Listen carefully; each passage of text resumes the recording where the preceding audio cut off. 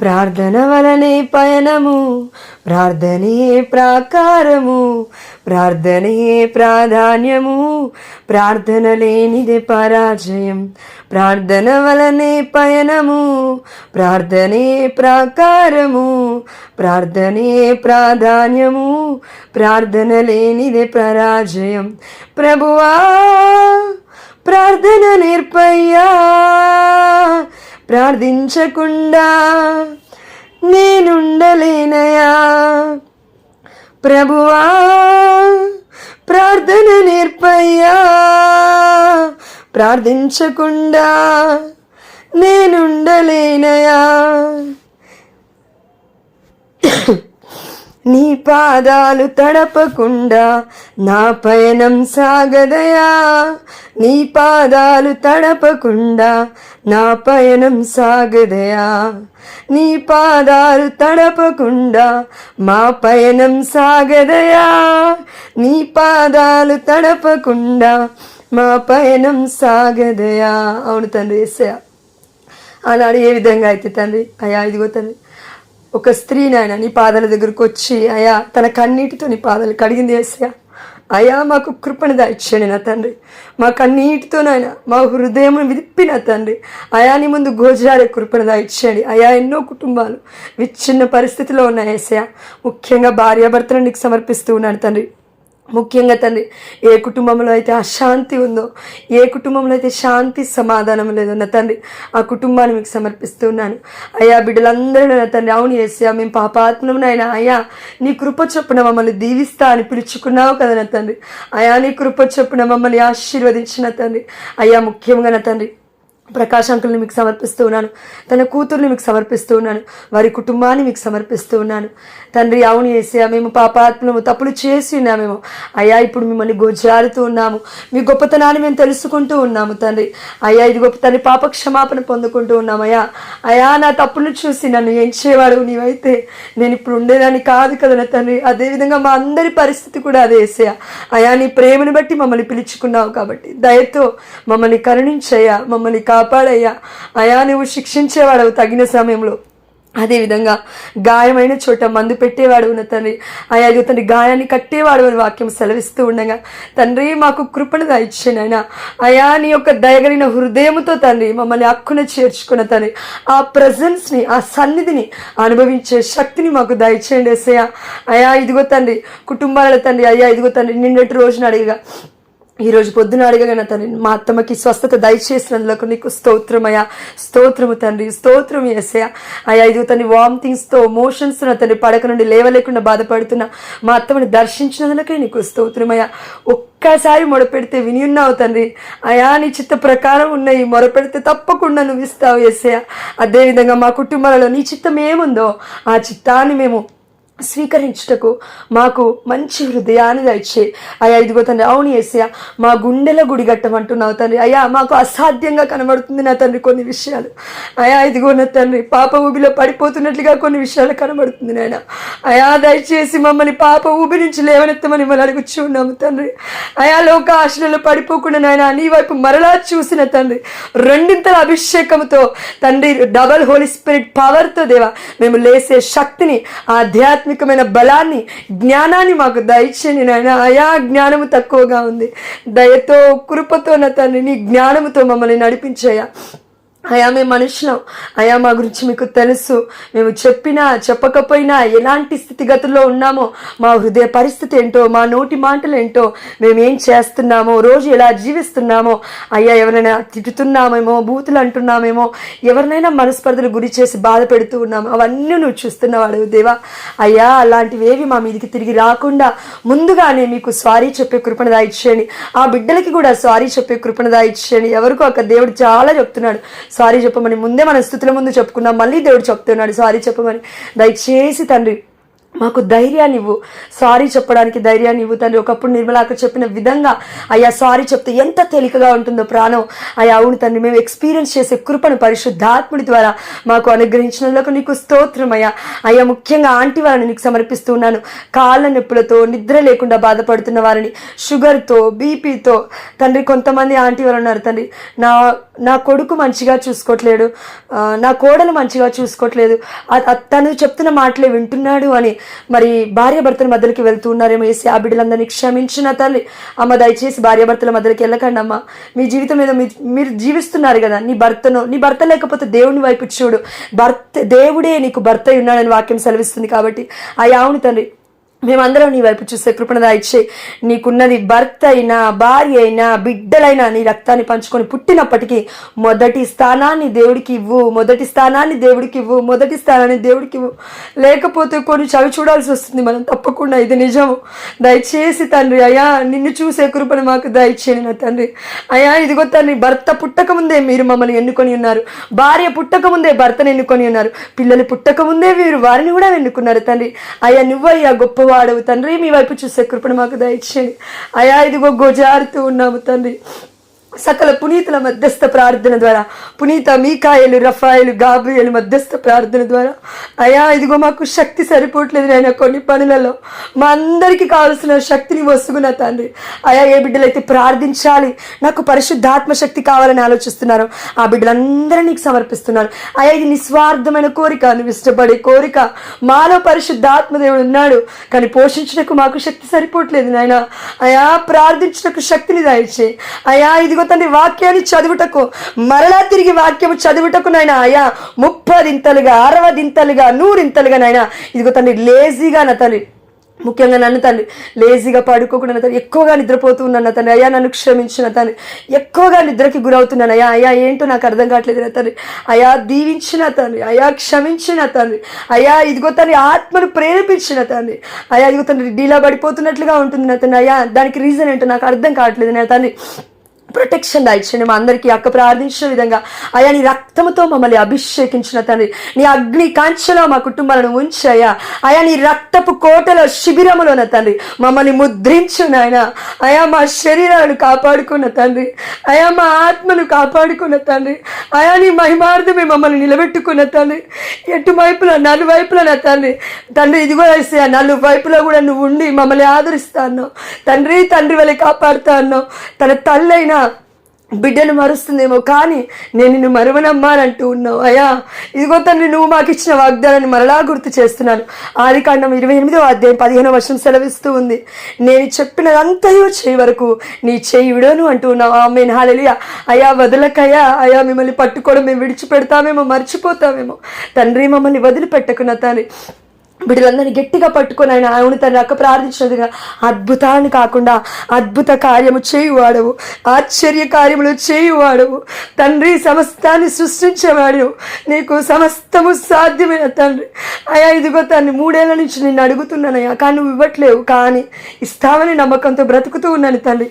ఇదే కాదు నాయన నాకు కావాల్సిన ఆధ్యాత్మిక శక్తి, ఆధ్యాత్మిక ఎదుగుదల, ఆధ్యాత్మిక ఆత్మ వరాలను ఫలాలతో నింపుతామని విశ్వసిస్తున్నాను యేసయ్యా. ఆలస్యం అద్భుతానికే కారణం దేవా. ఆలస్యం తండ్రి కొన్ని చోట్ల మాకు పాపాలు ఉంటాయి తండ్రి, కరెక్ట్ చేయడానికే కారణం తండ్రి. అయ్యా మేము గుర్తుపెట్టుకుని కృపణ దర్శించండి. మమ్మల్ని మేము నా తండ్రి హైట్ చేసుకుంటా, మమ్మల్ని మేము దాపెట్టుకోకుండా నేను చేసేది కరెక్టే, నేను చేసేది దేవుడికి నచ్చుతుంది అని అలా ఏదో మేము సమర్థించుకోకుండా నా తండ్రి అయ్యా నీ వైపు చూసే కృపను దయచేయండి నా తండ్రి. అయ్యా ఇదిగో తండ్రి మేము లేవలేని స్థితిలో ఉన్నప్పుడు మమ్మల్ని లేబట్టు నా తండ్రి. పాప ఊబిలో పడుతున్నప్పుడు నా తండ్రి, పాప ఊబి నుండి నా తండ్రి పరిశుద్ధుడమైన నీవు లేబడితే తప్ప మేము లేవలేమని మీకు తెలుసు నాయనా. నీ కృప లేనిది మేము జీవించలేము తండ్రి, నీ అనుగ్రహం లేనిది మేము బయటపడలేము. యేసయ్యా నీ చిత్తము చేయుటకు శక్తి సరిపోనందున అడుగుచూ ఉన్నాము నాయన. బిడ్డలందరికీ తండ్రి శక్తిని దయచేయి, ఆరోగ్యాన్ని దయచేయి. అయ్యా నీ కోసం బ్రతుకుట మాకు ఆరోగ్యాన్ని దయచేయి, నీ కోసం నిలబడటకు మాకు శక్తిని దయచేయి. అయా నీ మహిమార్థమైన తండ్రి అనేకులకి ఆశీర్వకరంగా మారుటకు తండ్రి ఆత్మ వరాలతో మమ్మల్ని నింపయా. అదేవిధంగా ఈ కుటుంబంలో ఉన్న చిన్నారి బిడ్డలు ఎంతోమంది ఉన్నారు నా తండ్రి. చిన్న చిన్న పిల్లలు ఉన్నారు నాయన. ఆ బిడ్డలను, మనమలను, మనమరాలను, బయట దేశంలో ఉన్న బిడ్డలను కూడా నీకు సమర్పిస్తూ ఉన్నాము అయ్యా. బిడ్డలు ఎక్కడున్నా తల్లులు చేస్తున్న ప్రార్థన, తండ్రులు చేస్తున్న ప్రార్థన వారికి ఆశ్చర్యకరంగా మారుతుంది యేసయ్య. అయ్యా మేము భయపడద్దు, బాధపడద్దు నా తండ్రి. ఒక క్షణంలో రిజల్ట్ రాదు నాయన. అయ్యా డాక్టర్ కూడా నా తండ్రి ఒక క్షణంలో చెప్పడు తండ్రి. రిపోర్ట్స్ అన్ని చెక్ చేసాకే చెప్తాడు తండ్రి. కానీ అక్కడ ఒక గ్యారంటీ అనేది లేదు తండ్రి. కానీ నీ దగ్గర గ్యారంటీ ఉంది నా తండ్రి. అయ్యా నీవు ఇటర్నల్ లైఫ్, అయ్యా నీవు మా అందరికీ ఇటర్నల్ లైఫ్, శాశ్వతమైన జీవితాన్ని ఇస్తావు అని నిరీక్షణ ఇదిగో మిమ్మల్ని నిరుత్సాహపరచదు అంటున్నావు తండ్రి. నీలో ఉన్న నిరీక్షణ, నీ పైన మేము నిరీక్షిస్తే మీపై ఇదిగో తండ్రి మొట్టమొదటిగా ఈ ఆగమన కాలంలో మేము నేర్చుకుంటున్న అదే కదా తండ్రి. నిరీక్షణ కలిగి ఉండు. ఆగమన కాలంలో దేవుడు వస్తూ ఉన్నాడు. దేవుడు మన కోసం నిరీక్షిస్తున్నాడు. నా బిడ్డ ఇప్పటికైనా నా వైపు చూస్తుందా? ఇప్పటికైనా తన పాపాలను ఒప్పుకుంటుందా? ఇప్పటికైనా అయ్యా నేను పాపిని, నన్ను చూడని అడుగుతుందా అని దేవుడు వాళ్ళందరి కోసం నిరీక్షిస్తున్నాడు. కాబట్టి తండ్రి నిరీక్షణ మాది కాదు నాయన, నీది నా తండ్రి. అయ్యా మేము ఇది గుర్తుపెట్టుకొని నీ వైపు చూసే శక్తిని దయచేయ్యా. అయ్యా అదేవిధంగా మా కుటుంబంలో ఉన్న ప్రతి భర్తను నీకు సమర్పిస్తున్నాను. ముఖ్యంగా స్వాతి యొక్క భర్తను, స్వప్న సిస్టర్ భర్తను, అదేవిధంగా ఏ బిడ్డలైతే తండ్రి ఇదిగో తండ్రి అశ్విని యొక్క భర్తను, అదేవిధంగా సుష్మా యొక్క భర్తను, అయ్యా ఎంతమంది బిడ్డలు ఉన్నారు తండ్రి వారందరి భర్తలను మీకు సమర్పిస్తూ ఉన్నాను. అయ్యా భార్యలు చేస్తూ ఉండగా ప్రార్థనలు, శోధనలు వస్తున్నాయినా తండ్రి. అవును చేసే బిడ్డలు చెప్పుకోలేకపోతున్నా శోధనలు వస్తూ ఉన్నాయినా తండ్రి. భర్తల ద్వారా సాతాను యూజ్ చేసుకుంటున్నాడు తండ్రి. అయ్యా ఇదిగో తండ్రి నీ స్లివకి వంట కొడుతూ ఉన్నాము నాయన. భర్తలని దయచేసి కాచి కాపాడుకున్న తండ్రి. అయ్యా ఇదిగో తండ్రి మమ్మల్ని ఏమి చేయలేక భర్తలు ఉసుగొలుపుతున్న ఆ యొక్క అపవిత్రాత్మను తండ్రి నీ కాళ్ళ క్రింద యేసు నామములో నలకొట్ట బడును గాకన తండ్రి, విరక్కొట్ట బడును గాకన తండ్రి. అయా నీ మహిమార్థం ఏది చెయ్యిన తండ్రి. అయా నీకు సాక్షులుగా నిలబెట్టకే ఈ గొప్ప కార్యము చేయమని నిన్ను గోజారుతూ ఉన్నాము దేవా. అదేవిధంగా మా కుటుంబంలో అనారోగ్యంతో ఉన్న బిడ్డలను నీకు సమర్పిస్తూ ఉన్నాను. ముఖ్యంగా అయ్యా హాస్పిటలైజ్ అయి ఉన్నాడు ఒక బిడ్డ. అయా బ్రెయిన్లో ఒక బోన్ బ్రేక్ అయింది నా తండ్రి. అయ్యా ఆ బిడ్డ నీకు సమర్పిస్తూ ఉన్నాను. సాత్విక్ తండ్రి దయచేసి అయ్యా ఆ బిడ్డను దీవించినైనా, ఆ బిడ్డ పాపములు చేస్తుంటే క్షమించిన తండ్రి. అయ్యా ఈ బిడ్డకి 20 ఏళ్ళు కూడా లేవు నాయన. ఏ పాపం చేశాడో, ఎవరి మీదకి వెళ్ళాడో, లేకపోతే ఆ యొక్క యాక్సిడెంట్ అవ్వడానికి కారణం తన డ్రైవింగ్ అయి ఉండొచ్చు. తండ్రి క్షమించు, తండ్రి మన్నించు. మా బిడ్డలు ఒకవేళ ఆ ఏజ్లో ఉంటే మేము క్షమిస్తాం కదా నాయన. అయ్యా నువ్వు అంతకన్నా గొప్పవాడివి కదా నా తండ్రి. దయచేసి సాత్విక్ని దీవించాయా. సాత్విక్ నా తండ్రి ఆ బ్లీడింగ్ ఆగిపోయే ఆ ప్రసరణని ఆపేసి నా తండ్రి. ఆయా బిడ్డకి ఆపరేషన్ చేసే కృపణగా ఇచ్చాను నాయన. ఆ బ్లీడింగ్ ఆగితే తప్ప హాస్పిటల్లో డాక్టర్లు ఇస్తున్నాను తండ్రి. ఇదిగో ఆపరేషన్ చేయనంటున్నారు నా తండ్రి. ఆయా బిడ్డ కళ్ళు తెరుచుకొని అలానే ఆగిపోయి చూస్తున్నాడు దేవా. అయా దయచేసి నా తండ్రి దీవించు, దీవించు, దీవించు నాయన. అయా దయచేసి దీవించు నా తండ్రి. అదేవిధంగా హాస్పిటల్లో ఉన్న చిన్నారి బిడ్డలను, వృద్ధులను తండ్రి, అదేవిధంగా అనాథ పిల్లలు ఎవరైతే ఉన్నారో వారందరినీ ఆయా రోడ్డు మీద తండ్రి ఈరోజు వస్తుంటే ఒక బిడ్డ పడిపోయి ఉన్నాడు అయ్యా తాగి తండ్రి. అలాంటి స్థితిలో మా భర్తలు లేనందులకు నీకు ధన్యవాదాలు అయ్యా.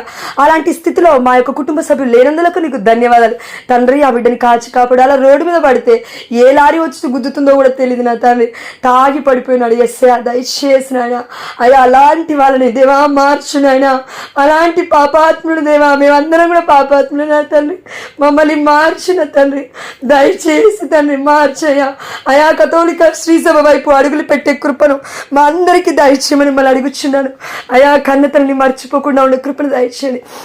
నిన్నటి రోజున ఒక ఫాదర్ రిసెప్షన్లో చెప్తూ ఉన్నాడు. ఒక ఫాదర్, ఆ ఫాదర్ పేరు నాకు గుర్తులేదు. ఇదిగో ఇలా అంటున్నాడు, మీరు కళ్ళు మూసుకోండి ఒక్కసారి, అందరూ ఒక్కసారి ధ్యానించండి. మీరు కళ్ళు మూసుకొని ఒక 2 నిమిషాలు, ఈ రోజున నేను ఎవరిపైన ఆధారపడుతున్నాను, నేను కళ్ళు మూసుకోగానే నాకు ఎవరు గుర్తొస్తున్నారు? నీ భార్యో, నీ భర్తో, నీ కుటుంబ సభ్యులో గుర్తొస్తే నీవు నిజంగా చెప్తున్నాడు దేవుడు శాశ్వతమైన జీవితానికి అర్హురాలు కాదు.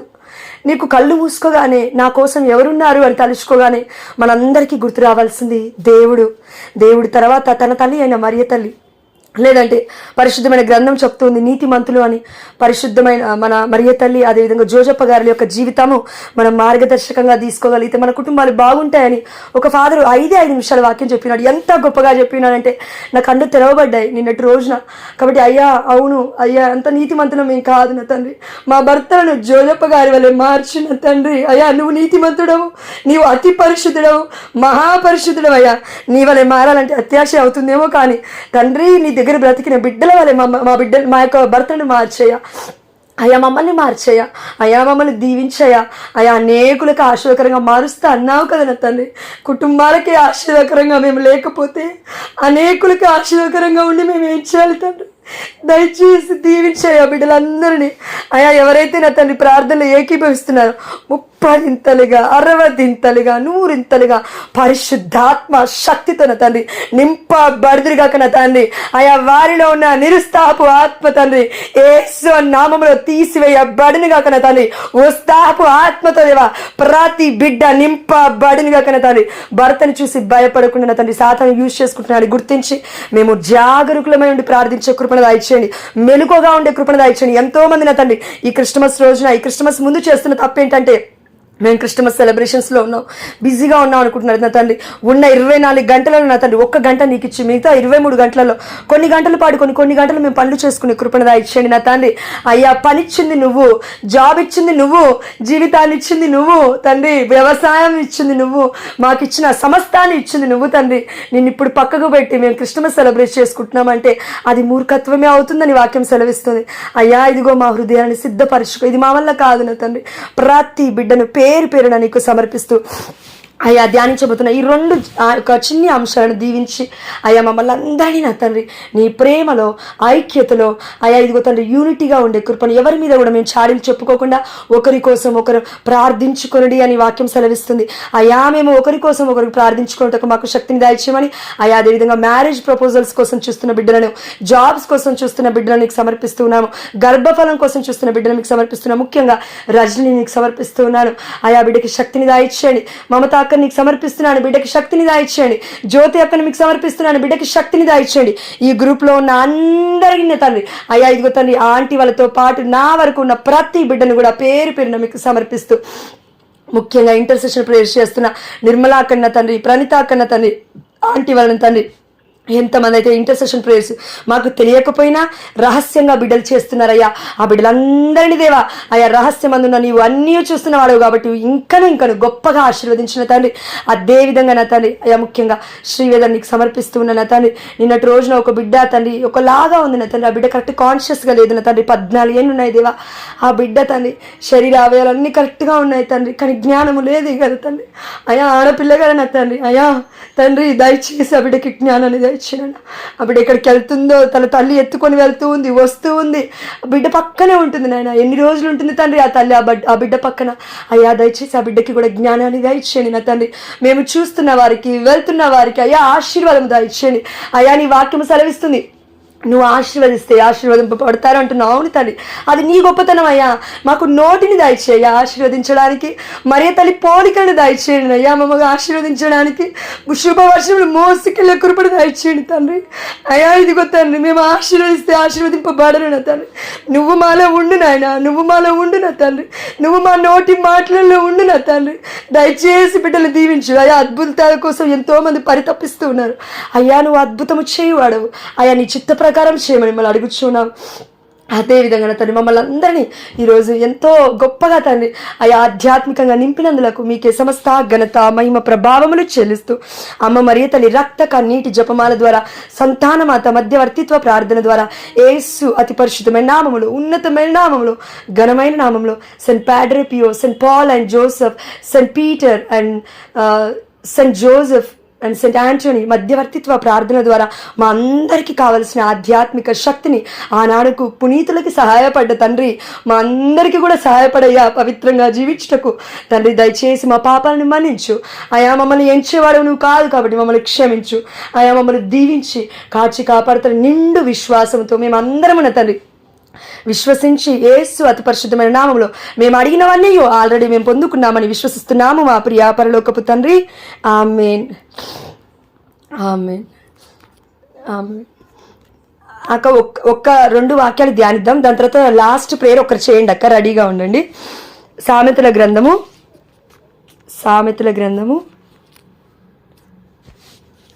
9వ అధ్యాయము 21వ వచనము. ఒక్కసారి మ్యూట్లో పెట్టుకోండి అక్క అందరూ. మనకి ఇంకా 10 minutes ఉంది కాబట్టి ముగిద్దాం.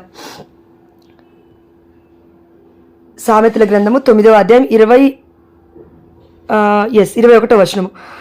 నన్ను ప్రేమించు వారిని నేను సంపన్నులను చేయుదును. ఆమేన్, హల్లెలూయా. వారి కోశములను సంపదలతో నింపుదును. దేవుడు ఏమంటున్నాడంటే, ఇప్పుడు మనం రోజు నిర్మలక్క ఫస్ట్ నుంచి చెప్తుంది కదండి, ఫిలిప్పి 4:19, అదేవిధంగా హగ్గై, ఈ రెండు కూడా మీరు ధ్యానించండి. ఇంకో కొన్ని వర్షాలు కూడా ఉన్నాయి, మొన్న కూడా నేను పెట్టి ఉన్నాను ఫైనాన్షియల్ ప్రాబ్లమ్స్ కోసం బాధపడుతున్న వారికి.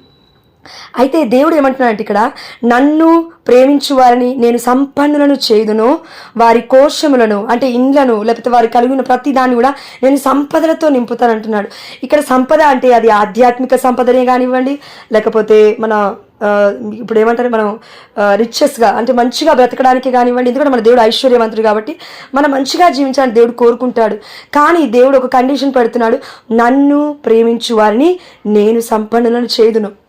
మామూలుగా ఒక ఎగ్జాంపుల్ చెప్తాను. మనం భార్యలుగా ఎంతో ప్రార్థన చేస్తుంటాము.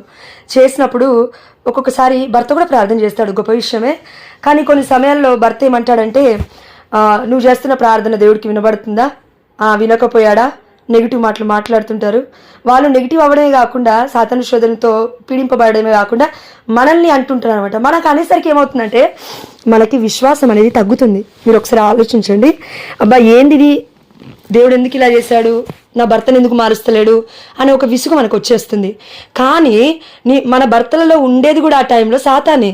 అతని ఏమి కల్పించుకొని ఏమి అనట్లేడండి. తనకేం పని లేదా, ఉంది కదా, పని ఉంది. కానీ సాతాను క్రియల ద్వారా అలా చేస్తున్నాడు. అంటే మనం చేసే ప్రార్థనా శక్తి ఎక్కువగానే ఉంది దేవుడి కృప వల్ల. శోధనలు వస్తున్నాయంటే తప్పకుండా మన ప్రార్థన వినబడుతుందనే అర్థం, దానికి అర్థం మనం అర్థం చేసుకోవాలి. ఇప్పుడు ఎలా చెప్పాలంటే, ఇప్పుడు కంప్లీట్గా ఒక అతను తాగుబోతూ ఇంకా తిరుగుబోతూ లేకపోతే ఇంకా కంప్లీట్గా చెడిపోయాడు అనుకోండి, అక్కడ ఏముంటుంది అంటే సాతాను ఉంటుంది తనలో మొత్తం ఇంకా కంప్లీట్గా. ఎందుకంటే మనకి కొత్త నిబంధనలో దేవుడు ఏం చెప్తున్నా అంటే, ఒక అపరిశుద్ధాత్మ ఎంటర్ అవ్వడం ద్వారా ఒక ఇంట్లో ఇంకో 7 ఆత్మలను తీసుకొచ్చి ఇంట్లో కూర్చుంటుందంట. అది అంటే ఏంటి, ఇంకా కంప్లీట్గా ఇంకా శాపగ్రస్తుడో లేకపోతే ఇంకా పాపస్థితియో ఇంకా మొత్తం కూరుకుపోయినట్టే. కానీ అతని దగ్గర సాతాను ఎక్కువగా పనిచేయడు, ఇంకా వెళ్ళిపెడతాడు. ఎందుకంటే నేనేం చేయాల్సిన అవసరం లేదు, రోజు తాగుతున్నాడు, రోజు తింటున్నాడు, తందనాలు ఆడుతున్నాడు, రోజు వ్యసనంలో బ్రతుకుతున్నాడు, ఇంకా అతని పని అయిపోయింది. ఇప్పుడు ఏం చేస్తాడంటే సాతాను నన్ను చూస్తాడు, ప్రార్థన ఎవరైతే చేస్తున్నారో వాళ్ళని చూస్తాడు. ఎందుకంటే ప్రార్థన నన్ను కాపాడుతుంది, మన కుటుంబాన్ని కాపాడుతుందని మనకన్నా గొప్పగా తెలుసండి సాతానికి. ఎందుకంటే సాతాను తెలుసు దేవుడి యొక్క గొప్ప కార్యములు. దేవుడు మన పేషెన్స్ నిరీక్షణతో ఉంటే చేస్తాడు. చెయ్యబోయే ముందు కూడా గొప్ప శోధన వస్తుంది, ఘోరంగా వస్తుంది శోధన. కానీ మనం మర్చిపోకూడదు, మళ్ళీ వెనక్కి రావాలి దేవుడి దగ్గరికి.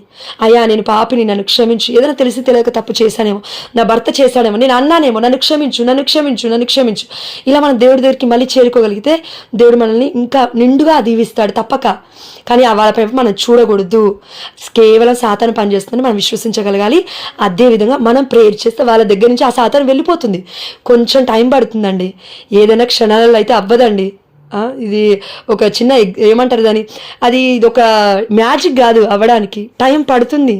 నువ్వు నేను మారాలని దేవుడి ప్రణాళిక, మన బిడ్డల్ని దీవించాలని దేవుడి ప్రణాళిక, భర్తని ఇంకా ఆశీర్వదించాలని దేవుడి ప్రణాళిక. నువ్వు నేను మారితే కుటుంబాలు గొప్పగా కట్టబడతాయండి. ఎందుకంటే దేవుడు ఏమంటారంటే తరతరంలో వారు ఆశీర్వదింపబడతారు నీ ద్వారా, నా ద్వారా. అందుకే దేవుడి ప్రణాళిక గొప్పగా ఉంది. కాబట్టి నన్ను ప్రేమించు, నేను నిన్ను సంపన్నులుగా చేస్తాను. సంపన్నులు అంటే అండి, ఒక్కసారి మీరు ఆలోచించండి, సంపన్నులు అంటే ఐశ్వర్యవంతులు, ఎందులో కూడా కొరత ఉండదు మనకి. సమృద్ధి అంటాం కదా సింపుల్గా. యోహాను 10:10 దేవుడు అంటున్నాడు, ఇదిగో సాతాను మోసగాడు మిమ్మల్ని దొంగలించుటకు, నాశనము చేయుటకు, హత్య చేయుటకు వస్తాడు, కానీ నేను మీకు సమృద్ధికరమైన ఇదిగో జీవితాన్ని ఇచ్చుటకు మీకు వస్తూ ఉన్నాను, జీవనాన్ని మీకు ఇచ్చుటకే నేను వస్తున్నాను అని అంటున్నాడు దేవుడు. సమృద్ధి, దేవుడు ఎక్కడుంటే అక్కడ సమృద్ధి తప్పకుండా వస్తుంది. కానీ ఒక్కసారి మనం ఆలోచించుకోవాలి, మనం చూసుకోవాలి, నేను నిజంగా దేవుని ప్రేమిస్తున్నానా? ఇప్పటి నుంచి అడుక్కుందామని ఒక్కసారి. ఎవరిని అడగాల్సిన అవసరం లేదు. మనం సింగిల్గా ఉంటాం కదా ఇంట్లో, భర్త లేనప్పుడు, పిల్లలు లేనప్పుడు, లేకపోతే మనసులో అనుకుంటూ ఉంటాం కదా వంట చేసేటప్పుడు, పనులు ఉన్నప్పుడు. ఉన్నాయి పనులు ఉంటాయి అందరికీ. అయ్యా నేను నిన్ను ప్రేమిస్తున్నానా? నా మనసులో శాంతి లేదు అంటే నేను నిన్ను ప్రేమించట్లేను. నా మనసులో ఏదో అలజడి అంటే నిన్ను ప్రేమించట్లేదు. నా మనసులో ఏదో తెలియని నిట్టూర్పు అంటే నేను నిన్ను ప్రేమించట్లేదు. ఎందుకంటే దేవుడు ఏమంటున్నాడంటే, ఇదిగో ఈ లోకం ఇచ్చట వల్ల నేను నీకు ఇవ్వట్లేను, నేను ఇచ్చే శాంతి ఎవరు కూడా నీ దగ్గర నుంచి తీసేయలేరు. చూడండి, అత్త మామ, అమ్మ నాన్న, బాధలు, కన్నీళ్ళు. ఈరోజు కూడా అమ్మ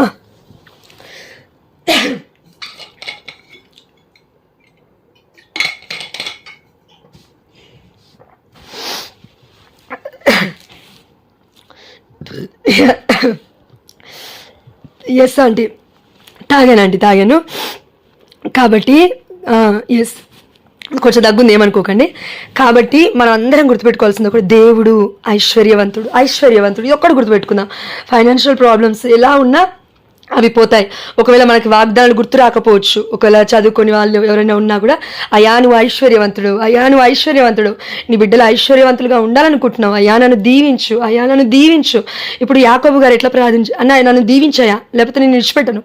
ఇలా మనం భాషలు నమ్ముతున్నా, ఇంకేదైనా చేస్తున్నా కూడా అట్లా చేసుకోగలిగితే మనకి శాంతి తప్పకుండా వస్తుందండి. అదేవిధంగా ఇక్కడ ఒక వాక్యం సెలవిస్తుంది. అదేంటంటే సామెతల గ్రంథము 9వ అధ్యాయం 1వ వచనం చూడండి. విజ్ఞానమను స్త్రీమూర్తి తన భవనమును నిర్మించి 7 స్తంభములను నెలకొల్పెను. ఇక్కడ హెడ్డింగ్ ఏముందంటే విజ్ఞానమను స్త్రీమూర్తి అతిధేయము. మామూలుగా మనకి స్త్రీ అంటే ఇద్దరు కనబడతారు పరిశుద్ధమైన గ్రంథంలో. ఎవరు? మొట్టమొదటి ఏవా, రెండవ ఏవైనా మన మరియ తల్లి, పునీత జాన్ పాల్ II గారు చెప్పినట్లుగా. అవునా? ఎస్. అయితే ఇక్కడ స్త్రీ అంటే విజ్ఞానం కలిగిన స్త్రీ అంటే మరియ తల్లి అండి. పరిశుద్ధమైన గ్రంథంలో ఆది కాండం నుంచి మన దర్శన గ్రంథం వరకు ఎక్కడైనా మీకు విజ్ఞానము లేకపోతే స్త్రీమూర్తి, పరిశుద్ధురాలు లేకపోతే జ్ఞానవంతురాలు అని కనబడిందంటే మరియ తల్లి మనం గుర్తు తెచ్చుకోవాలి. ఎందుకంటే జ్ఞానం వచ్చింది ఎవరి దగ్గర నుంచి? దేవుడి నోటి మాట నుంచి వస్తుందంట. నోటి మాట ఎవరు? యేసుప్రభుల వారు. ఆ నోటి మాటని మోసింది ఎవరు అంటే వాక్కుని మోసింది ఎవరు? మరియ తల్లి. ఆ జ్ఞాన పాత్రాన్ని మరియ తల్లి మోసింది. మనం అందుకే జ్ఞాన పాత్రమా అంటున్నాం. అవునా? ఎస్. అందుకే స్త్రీ అని గుర్తు రాగానే ఆది కాండం 3వ అధ్యాయము 15వ వచనంలో ఉన్న స్త్రీ ఎవరు? మరియ తల్లి ఉంది, మొట్టమొదటి ఏవా ఉంది. అందుకే ఇక్కడ విజ్ఞానమను స్త్రీమూర్తి అతిధేయము. మరియ తల్లి మధ్యస్థ ప్రార్థన మనం అడగాలి. తల్లి స్త్రీ కదా, మనందరికీ గొప్ప స్త్రీ, ఆదర్శమూర్తి మన తల్లి, గుర్తుపెట్టుకోవాలి మనం. అందుకే విజ్ఞానమను స్త్రీమూర్తి తన భవనమును నిర్మించి 7 స్తంభములను నెలకొల్పాను. ఇక్కడ 7 స్తంభములు అంటే పరిపూర్ణమైనవి, సంపూర్ణమైనవి అని అర్థం వస్తుంది. అంటే ఈ యొక్క విజ్ఞానము అనే స్త్రీమూర్తి తన దగ్గర ఎంత విజ్ఞానం ఉందంటే, దేవుడు ఎంత ఇవ్వగలిగితే అంత కంప్లీట్ విజ్ఞానం అనమాట. అంటే తన నోటి మాటలు, ఆలోచనలు, క్రియలు అన్నీ ఇంకా ఆత్మచేత నడిపింపబడమే. ఇంకా ఎక్కడా కూడా తన శరీరం చెప్పినట్లుగా తన విందనమాట అమ్మ మరియ తల్లి. అంటే అలా నడిపింపబడుతుంది పరిశుద్ధాత్మతో. కాబట్టి ఇక్కడ మనం మరియ తల్లిని ఎగ్జాంపుల్గా తీసుకొని మనం ఎలా బ్రతకాలని దేవుడు కోరుకుంటున్నాడు? విజ్ఞానము కలిగిన స్త్రీ వలె మనమును బ్రతకగలగాలి. అదేవిధంగా మనం విజ్ఞానంతో ఉన్నామనుకోండి, 7 స్తంభంలో నెలకొల్పాను. ఇప్పుడు మన దగ్గర విజ్ఞానం ఉంది కదా, ఎవరు ఎలా పోతే నాకేంటి అని అనుకోవద్దు. ఇప్పుడు నిర్మలక్క ప్రార్థించారు, మా క్రియల ద్వారా, మా ప్రవర్తన ద్వారా, మేము జీవించే విధానం ద్వారా ఇంకా కొంతమందిని దేవుడు అట్రాక్ట్ చేసి మన గ్రూప్లో జాయిన్ అవ్వాలి అని. అంటే ఏంటంటే మనం మాట్లాడుతుంటే జ్ఞానం ఉట్టి పడుతుంది అంటాం కదా. కరెక్ట్గా చెప్పాలంటే ఉంది, ఈ వాక్యం కూడా ఎక్కడుందో గుర్తులేదు. జ్ఞానం కూడా ఉట్టి పడుతుందంట తన బిడ్డలు మాట్లాడుతూ ఉంటే. మనం మాట్లాడలేము, దేవుడు మన చేత మాట్లాడిపిస్తున్నాడు. కాబట్టి మరి తల్లి మధ్యస్థ ప్రార్థన అడుగుతూ దేవుడు కృప చొప్పున ఇంకా దేవుని మహిమపరిచే బిడ్డలుగా మనం ఉండాలంటే ఏంటంటే విజ్ఞానమను స్త్రీమూర్తి వలె మనమును 7 స్తంభములు నెలకొల్పాలి. 7 స్తంభములు అంటే మిడిమిడి జ్ఞానం కాదు. మిడిమిడి జ్ఞానం ఉంటే ఏమవుతుంది? నా భర్త తిట్టాడా, నేను డివోర్స్ ఇస్తాను. నా భర్త కొట్టాడా, నేను డివోర్స్ ఇస్తాను. నా భర్త ఇది చేస్తాడా, డివోర్స్ ఇస్తాను. ఏంటది? అదేమన్నా లెటరా, ఒక పాంప్లెటా? డివోర్స్ ఇస్తాను. ఎన్నిసార్లు అంటావమ్మా? అని నిజంగానే అవుతుంది డివోర్స్. ఎందుకంటే మన నోటి మాటలు ఎక్కడైతే ఊరికే అదే ధ్యానిస్తూ ఉంటామో అదే నెరవేరుతుందండి లాస్ట్కి నిజంగా. ఎందుకంటే దేవుడు ఏమంటున్నాడు? నీ నోటి మాటల ద్వారా నీ జీవితాన్ని కోల్పోతున్నావు అని వాక్యం సెలవిస్తుంది. ఎక్కడుంది? సామెతల గ్రంథం 10వ అధ్యాయం 14వ వచనం. వివేకి జ్ఞానము కూడబెట్టుకొనును కానీ, చూడండి, వివేకి జ్ఞానము కూడబెట్టుకొనును కానీ అవివేకి తన మాటల వలననే వినాశనము తెచ్చుకొనును. మాటల వలననే. భర్త సైలెంట్గా ఉంటాడు, తిడతాడు, వెళ్ళిపోతాడు. మనం ఏం చేస్తాము? వంటిట్లో పోయి తిడతాము, ఆడి పోయి తిడతాం, ఈడి పోయి తిడతాం, బయటికి పోయి తిడతాం. మనుషులు అంటే స్త్రీలు ఉన్నారు, పురుషులు ఉన్నారండి, అందరూ ఉన్నారు. అందరేమి ఒకరికొకరు తక్కువేం కాదు. కాబట్టి దేవుడు ఏమంటున్నాడంటే, అమ్మ విజ్ఞానము కలిగిన స్త్రీ ఎలా ఉంటుంది? నోరు అదుపులో ఉంటుంది. కాబట్టి 9వ అధ్యాయం 4వ వచనం ఏం సెలవిస్తుంది? ఈ యొక్క విజ్ఞానం అనే స్త్రీమూర్తి మన అందరినీ ఆహ్వానిస్తుంది. ఏమని? జ్ఞానము లేని వారు ఇచ్చటకు రండు అని జనులను ఆహ్వానించిరి. వివేకహీనునకు ఆమె ఇట్లు కబురు పంపించెను. ఎవరంట? మనమందరము కూడా వివేకహీనులమే. మనమందరము. ఎందుకు? చిత్తశుద్ధి లేదు, ప్రార్థనలో పట్టుదల లేదు, లేకపోతే మన జీవిస్తున్న జీవితంలో సముద్రంలోని కెరటం వల్ల అటు ఇటు కొట్టుకుంటామంటే అంటే అవిశ్వాసం అనమాట. ఆనాడు యేసుప్రభువు నిద్రపోతూ ఉన్నాడు పడవలో, అంత సముద్రంలో నడి సంద్రంలో. ఎందుకు నిద్రపోతున్నాడు? వాళ్ళు మాట్లాడట్లేదు కాబట్టి నిద్రపోతున్నాడు. అదేవిధంగా నువ్వు నేను మాట్లాడడం అంటే ప్రార్థన చేయకపోతే నిజంగా దేవుడు నిద్రపోతాడు. దేవుడు నిద్రపోవడమే కాదు, ఇంకా సాతాను కూడా మనల్ని నిద్రపుస్తాడనమాట ప్రార్థన చేయకుండా. కాబట్టి ఈ విజ్ఞానం మనం అడుగుదామండి. ఎందుకంటే ఇదిగో ఇదే 9వ అధ్యాయం 13వ వచనం సెలవిస్తుంది చూడండి. మూర్ఖత్వమును స్త్రీమూర్తికి నిలకడ లేదు. మూర్ఖత్వమను స్త్రీమూర్తికి నిలకడ లేదు. నిలకడ అంటే ఏ విషయంలోనూ ఈరోజు ప్రార్థన చేస్తానని డిసైడ్ అవుతాం కొంతమందిని, రేపు ప్రార్థన చేయం. లేదు కనీసం ఒక 10 రోజులు చేసామనుకోండి, 11వ రోజు మనం ఎలా ఉంటామంటే దేవుడు ఇవ్వట్లేడు కదా ఇంకెందుకు ప్రార్థన. ఫర్ ఎగ్జాంపుల్ నన్నే తీసుకోండి, గర్భఫలం ఇవ్వట్లేదు కదా ఇంకెందుకు ప్రార్థన, నా భర్త మారట్లేదు కదా ఇంకెందుకు. ఇది విజ్ఞానం అనబడదండి, అది అజ్ఞానము. ఎందుకు? మూర్ఖుడు అంటే ఎవరండి? మొట్టమొదటిగా దుష్టుడు అంటే సాతాను ఏం చేస్తున్నాడు? దేవుని కించపరుస్తున్నాడు. ప్రార్థన చేయలేదు, దేవుడు అధికారాన్ని ఒప్పుకోలేదు, దేవుని మహిమపరచలేదు, దేవుని స్తుతించలేదు, తనని తాను స్తుతించుకుంటున్నాడు. నేనేం చెప్తే అది జరుగుతుందని. అదేవిధంగా మనము అజ్ఞానంలో ఉన్న ఆ యొక్క మూర్ఖపు స్త్రీలాగా కాకుండా ఎందుకంటే ఇక్కడ వాక్యం సెలవిస్తుంది, మూర్ఖత్వం అను స్త్రీమూర్తికి నిలకడ లేదు, ఆమె మూర్ఖురాలు, ఏమీయో తెలియనిది. చూడండి, దేవుడు నీకు అన్ని తెలుసమ్మా అని అంటలేడండి. ఏమీ తెలియదు నీకు. నేను ఏమనుకుంటున్నా అంటే నాకు పరిశుద్ధ గ్రంథం మొత్తం వచ్చు. నన్నే తీసుకోండి ఎగ్జాంపుల్, ఎవరినో వద్దు. పరిశుద్ధమైన గ్రంథం తెలుసు జోష్నకి అని అనుకుంటుందేమో జోష్న. ఎస్, అవును. లేకపోతే నేను పెద్ద ప్రవక్తని అని అనుకుంటుందేమో జోష్న. నో, దేవుడికి అజ్ఞానమే. మనం ఒకవేళ మనల్ని మనం హెచ్చించుకుంటే, మనల్ని మనము ఒక హైలైట్ చేసుకుంటే, ఆ దేవుడి ముందు ఎలా కనబడుతుంది? పిచ్చి వాళ్ళలాగా మనం కనబడతాం. దేవుడికంట ఈ లోక జ్ఞానం మొత్తం పిచ్చి వారి వల్ల కనబడుతుందంట. కానీ దేవుడు ఈ లోకంలో ఎవరైతే పిచ్చి వాళ్ళలా కనబడుతున్నారో ఆ పిచ్చి వాళ్ళని, పెంట కుప్పల్లో ఉన్న వాళ్ళని దేవుడు లేవనెత్తుతా అంటున్నాడు. ఆమేన్, హల్లెలూయా. మనలో ఎంతోమంది చదువుకోని వాళ్ళం కూడా ఉన్నాము. మనం విశ్వసిస్తే తప్పకుండా మనం గొప్ప సాక్షులుగా నిలబడతామండి. తక్కువ చదువుకొని ఉన్నాం, ఎంత చదివినా కూడా మనకి జ్ఞానం లేదనే వాళ్ళు చాలామంది ఉన్నారు మన జీవితాలలో, మన యొక్క కుటుంబాలలో. మన భర్తే కావచ్చు, మన కుటుంబ సభ్యులే కావచ్చు. కాబట్టి ఈ రోజు నుంచి మనం దేవుని ఒకటే అడుగుదాం. ఏం కావాలంటే దేవుడికి, ఇదిగో చూడు, 14వ వచనం 9వ అధ్యాయము సామెతలు.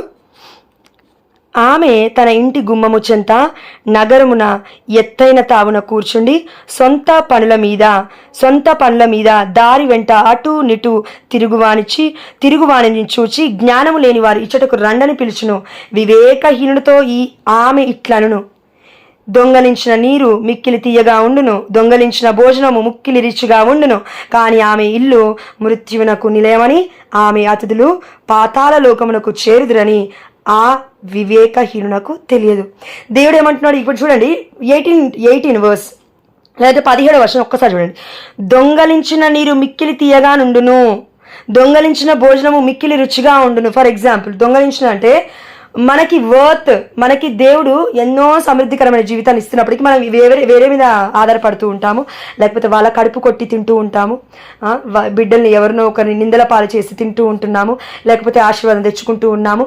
లేకపోతే దేవుడు వడ్డీ వ్యాపారాలు ఈ అవమానకరంగా చేయొద్దండి, ఎక్కువ వడ్డీలు తీసుకోవడం, ఇలాంటివన్నీ ఏమంటారు అవినీతి కార్యాలు అనమాట. అవినీతి కార్యాలు నువ్వు ఏదైతే చేస్తున్నావో, నువ్వు తినే ఆ యొక్క భోజనం నీకు రుచిగా ఉంటుందేమో, కానీ దేవుడికి రుచిగా లేదంటున్నాడు.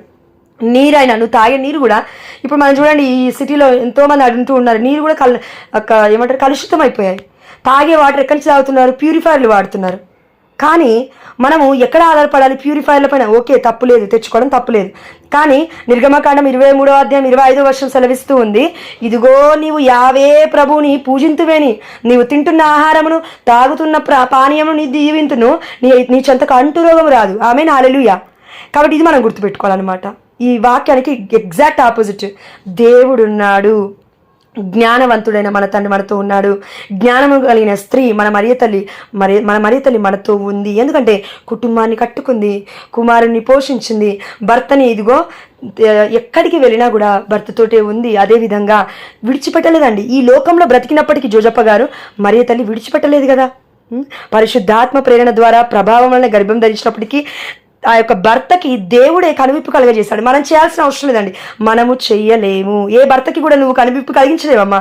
కేవలం పరిశుద్ధాత్మ దేవుడు మన మధ్యలో ఉంటే, భార్య భర్త మధ్యలో ఉంటే, పరిశుద్ధాత్మ దేవుడు కల్పించుకుంటే కుటుంబాలు కట్టబడతాయి. ఇది మనం గుర్తుపెట్టుకొని దేవుని ఈరోజు అంతవి మనం అడుగుదాం. ఏమని అంటే, సామెతల గ్రంథం 9వ అధ్యాయం 10వ వచనం ముగిస్తున్నాను. దేవుని పట్ల భయభక్తులు చూపుట విజ్ఞానమునకు మొదటి మెట్టు. పవిత్రుడైన ప్రభువుని తెలుసుకొనుటయే వివేకము. విజ్ఞానము. దేవుణ్ణి తెలుసుకోకపోతే అవిజ్ఞానము, అవివేకము. అంటే బుద్ధిహీనురాలని దేవుడు డైరెక్ట్ చెప్తున్నాడు. కాబట్టి ఈరోజు మనం అడుగుదాం మన మనసుని, అయ్యా నేను బుద్ధిహీనురాలాగున్నానా, లేకపోతే విజ్ఞానము కలిగిన స్త్రీలాగా ఉన్నానా, మూర్ఖత్వం కలిగిన స్త్రీలాగా ఉన్నానా, ఎలా ఉన్నాను నా తండ్రి? దయచేసి నన్ను దీవించయ్యా, నన్ను విజ్ఞానముతో నింపు నా తండ్రి. ఎందుకంటే దేవుడు అనేక చోట్ల చెప్పినాడండి, నీవు విజ్ఞానమును ప్రేమింతువేని అది నీ ద్వారము వద్ద కూర్చుంటుంది అని వాక్యం సెలవిస్తుంది. సామెతల గ్రంథం ఒకసారి చదవండి, మీరు చాలా వండర్ఫుల్గా ఉంటాయి. సామెతల గ్రంథం కేవలం జ్ఞానము ఇదే ఉంటుంది ఎక్కువగా. కాబట్టి అయ్యా పరిశుద్ధుడా, మేము ధ్యానించుకున్న ఈ అంశం బట్టి మీకు వేలాది వందనాలు చెల్లిస్తూ, అయ్యా చూపించిన వాక్యములకై నీకు వేలాది వందనాలు చెల్లిస్తూ, అయ్యా జ్ఞానం లేని వారు ఇచ్చటకు రండు అంటున్నాం. అయ్యా మేము అందరం వచ్చినాం. అయ్యా మాది మిడిమిడి జ్ఞానం నా తండ్రి. బాధలు పడితే కష్టాలు వచ్చేసరికి దేవుడున్నాడా అని అడిగే జ్ఞానము, ఈ జ్ఞానం మాకొద్దయ్యా. అయ్యా చిత్తశుద్ధి కలిగి ప్రార్థించే కృపను మాకు దయచేయండి. ఎందుకంటే 51వ కీర్తన 7వ వచనం అనుకుంటాను తండ్రి, నీవు చిత్తశుద్ధిని కోరువాడవు, నా మనస్సును నీ జ్ఞానముతో నింపుము. ఆమేన్, హల్లెలూయా. అయ్యా నా మనస్సు ఆ యొక్క ఐశ్వర్యముతో, వజ్రవైడూర్యాలతో, లేకపోతే గోల్డ్తో, బంగారంతో, ఇంకా ఏదో పట్టు వస్త్రాలతో కాకుండా అయ్యా మా హృదయాన్ని నీ వాక్యముతో, నీ జ్ఞానముతో నింపుకునే కృపను మా అందరికీ దయచేస్తామని తండ్రి, ఈ వాక్యం మేమే వినడమే కాకుండా మా కుటుంబ సభ్యులతో కూడా మేము పంచుకున్నటకు మాకు ఆధ్యాత్మికమైన తలంపులను, ఆ యొక్క ఆత్మ ధైర్యాన్ని దయచేయమని అయ్యా మా భర్తలు, మా భార్యలు, మా కుటుంబ సభ్యులు, మా బిడ్డలు ప్రతి ఒక్కరిని పేరు పేరున నీకు సమర్పిస్తూ, నీ పరిశుద్ధమైన పాద సన్నిధిలో ధూళిలో ఉన్న జ్ఞానము చాలయ్యా మాకు. మేము జీవించాలంటే ఈ లోకంలో అంత చాలు నా తండ్రి. అయ్యా దయచేసి నీ కృప చొప్పున మమ్మల్ని దీవిస్తామని విశ్వసిస్తూ ఉన్నాను నా తండ్రి.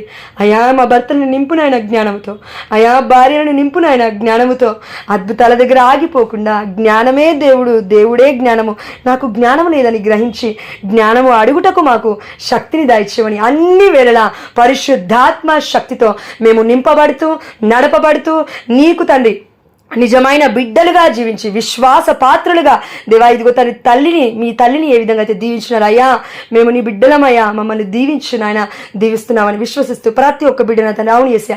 మేము తెలిసి తెలియక బిడ్డలు గ్రూప్లో ఉన్న వాళ్ళు కూడా ఏదైనా మాట్లాడి బాధ పెట్టుంటే మమ్మల్ని క్షమించమని కంప్లీట్గా మమ్మల్ని మేము సరెండర్ చేసుకునే శక్తిని, ఆధ్యాత్మికమైన అభివృద్ధిని నా తండ్రి మా అందరికీ ఈరోజు ఈ వాక్యము ద్వారా మాకు జ్ఞానోదయాన్ని కలిగించినందుకు మీకే సమస్త ఘనత, మహిమ, ప్రభావములు చెల్లిస్తూ అమ్మ మరియ తల్లి మధ్యస్థ ప్రార్థన ద్వారా మేము అడిగినవన్నీ పొందుకుంటున్నామని విశ్వసిస్తున్నాము మా ప్రియ పరలోకపు తండ్రి.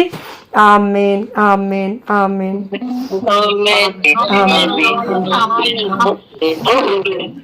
ప్రైజ్ లార్డ్ అక్క అందరికి, ప్రైజ్ లార్డ్ ఆంటీ అందరికి, praise Lord aunty. Yes, good.